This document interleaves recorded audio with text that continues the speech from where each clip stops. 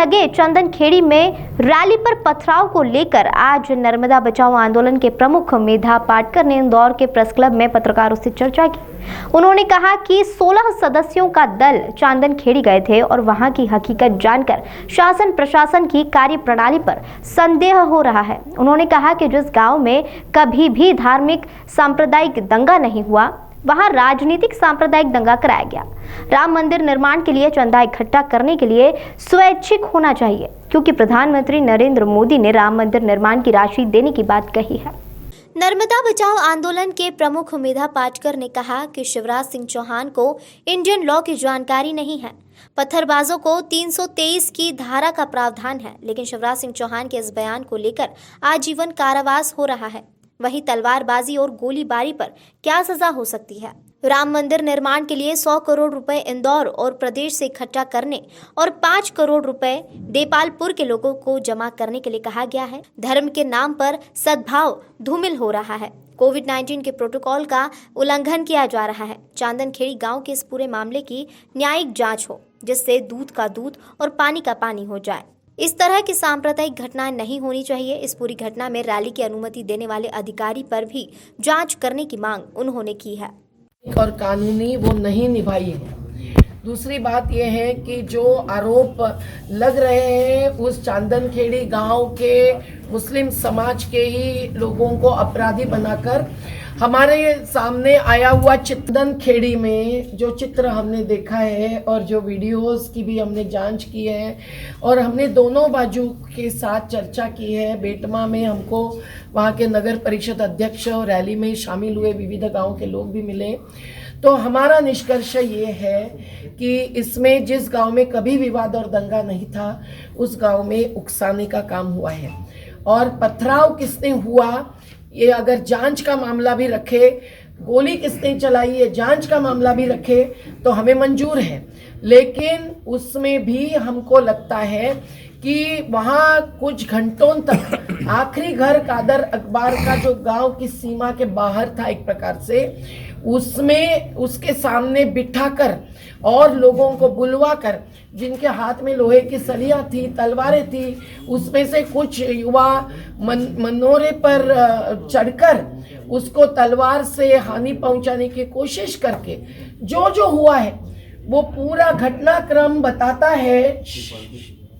जो पूरा घटनाक्रम बताता है कि कहीं ना कहीं शासन प्रशासन को पता था कि कई गांव के लोग एकत्रित होकर ये रैली जन जागरण केवल अयोध्या के राम मंदिर के मुद्दे पर कर रही है, तो उन्होंने बहुत ज्यादा प्रिकॉशन कर लेनी चाहिए थी, जो उन्होंने नहीं ली।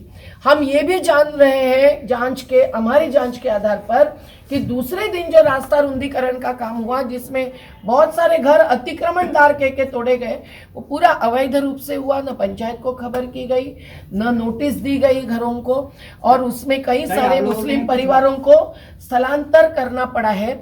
हमारी मांग यही है कि ये जो नुकसान हुई है उस पूरी नुकसान की भरपाई तो होनी ही चाहिए। उसके पंचनामे भी अभी पूरे नहीं हुए, और जांच केवल पुलिस के स्तर पर नहीं हो सकती है, केवल प्रशासकीय स्तर पर नहीं हो सकती है।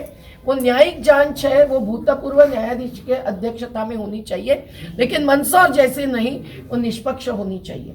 और इसीलिए आज से आगे और कहीं घटना नहीं बने इस प्रकार से।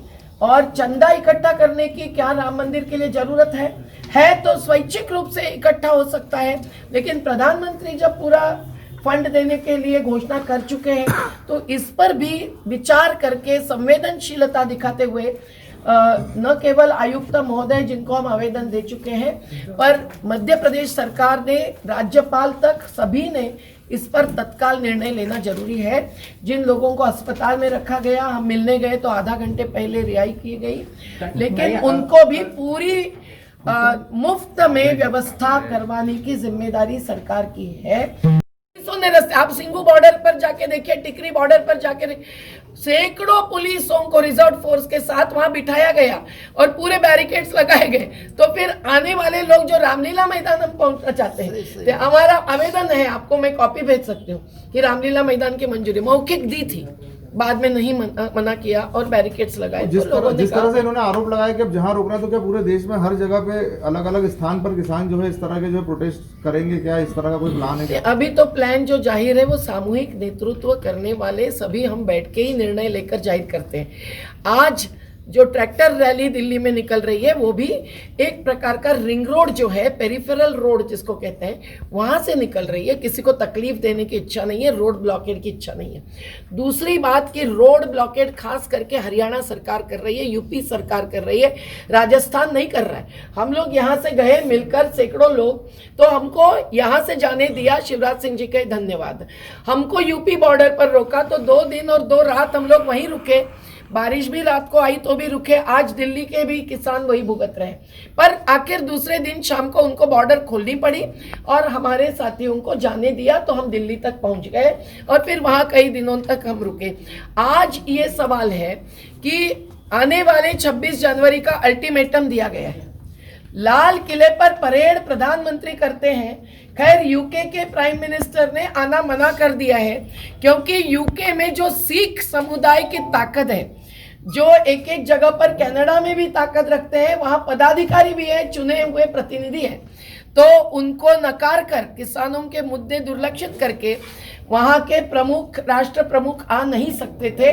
और उनको हम धन्यवाद देते हैं, जैसे कनाडा के ट्रूडो ने भूमिका ली और 25 देशों के 82 संगठनों ने पूरा समर्थन जाहिर किया है, जिसमें सबसे बड़े किसान और मजदूरों के संगठन है, ब्राजील से लेकर अमेरिका तक के। तो आज ये अंतर्राष्ट्रीय मुद्दा है और इस अंतर्राष्ट्रीय मुद्दे में हर क्षेत्र में आया हुआ कंपनीकरण, जिसने शिक्षा खत्म कर दी है, वंचित किया है, स्वास्थ्य में लोगों को नहीं मिल रही है सेवा मुफ्त में, तो ऐसी स्थिति में खेती में उनका प्रवेश नामंजूर है।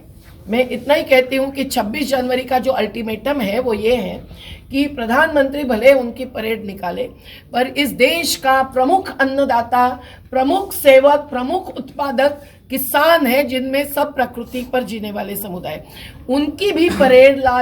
मंडियों का और कॉन्ट्रैक्ट फार्मिंग का कोई कानून इस देश में जरूरी नहीं है। और कोर्ट जाने का अधिकार, अब वो कह रहे हैं कि हम सिविल कोर्ट में जाने का अधिकार देंगे।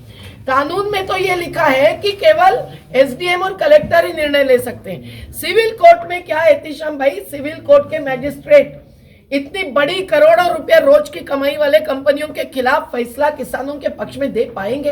होशंगाबाद से लेकर हर जगह पर कॉन्ट्रैक्ट फार्मिंग में व्यापारी, जिसमें फॉर्च्यून कंपनी सबसे अहम है जो अडानी की है, वो फंसा रही है। और जियो सिम ने भी लोगों को जीरो से शुरू करके 500 रुपये तक लाकर फंसाया है।